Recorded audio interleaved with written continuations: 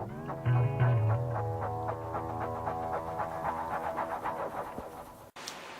BookTube, I'm here with my best and worst books of the year so far.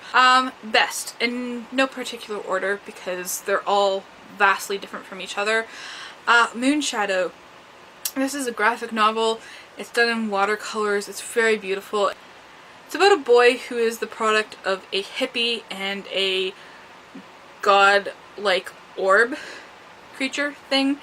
And the boy travels throughout space with his companions, a cat named Frodo, which shows you the literary aspects of the book, and a furry libertine named Ira.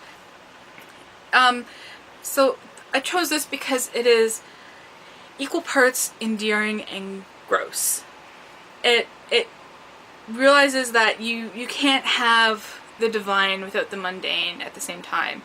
And it's really quite beautiful in the story that it captures in that way.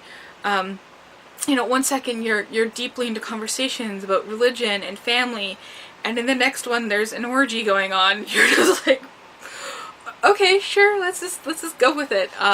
Yeah, it is a wonderful story. The second best book of the year is actually a trilogy. It's the Finevore Tapestry by Guy Gavriel Kay. This is an amazing epic fantasy. It's about these university students who get transported to a fantasy realm, and they get involved in the politics and the emotional life on the brink of a war between good and evil. And it incorporates elements from Lord of the Rings and like the world building and the different species and creatures that you encounter. And then it's that kind of Narnia magicians kind of atmosphere where you've got these modern people being placed in this fantasy element, and then there's a dash of like King Arthur in there as well. It is really good. There's a lot of detailed world building and very distinct cultures that all kind of interact very well together and very organically. That's the word, organically they interact. It's a really good twist on the King Arthur story as well, in that it's not your typical sword in the stone, I'm the king. It deals with a lot of the darker aspects of that legend, and I'm not going to spoil them by telling you what they are. But if you know King Arthur, you probably know what I'm talking about. The third book is The Dodecahedron by Paul Glennon. There's actually 2 Canadian novels on here, which is not really a surprise because I love my Canadian authors. But yeah, it's pretty cool. Guy Gavriel Kay is Canadian as well. Anyways, Paul Glennon, Canadian, Dodecahedron is the book I'm talking about. This is a series of 12 interconnected stories that are connected in such a way that if you had a dodecahedron and you wrote the titles on each of the 12 sides, the titles would connect with the ones that they're attached to, if that makes sense. They're connected in different ways too. It's either by using similar characters, a certain phrase, or a theme, and the stories themselves are really cool. They're really kind of bordering on bizarre, in that like they're still about normal people, but there's really kind of interesting things going on.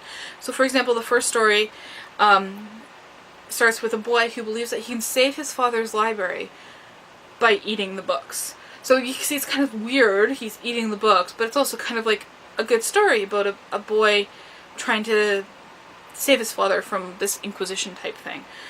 And it's also unsettling because you don't know what time this is taking place in, and that kind of works because it's connected with the other stories in ways that like they mention him, or you think someone's his father, or is it part of a book that's been written, or it really has you questioning a lot of the other stories.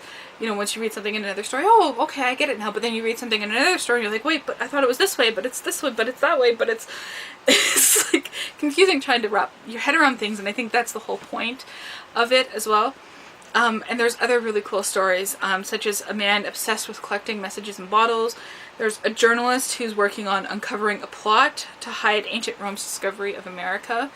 Yeah, it's really good. It's a really good short story collection.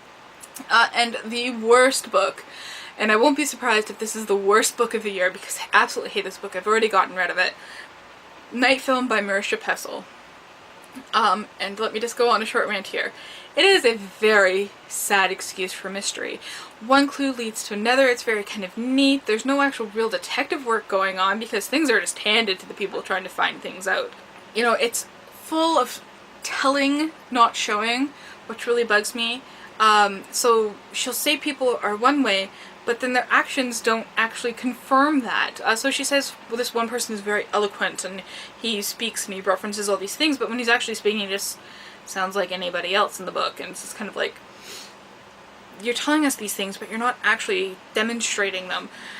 And she's constantly insulting her readers. You know, she doesn't trust you to remember things that happened 20 pages ago. She'll reiterate them again. She actually explains metaphors. Like, she can't just let them be. She has to, like, full out take a paragraph to explain what she just used as a metaphor. It's just like, do you really think your readers are that stupid? Like, come on. Yeah. There's a lot of unnecessary sexism and racism. I believe that sexism and racism can be used in a story, as long as they have a point, but these really had no point. Yeah, I was very disturbed by these things happening. And the list just goes on and on and on about how much I hated this book.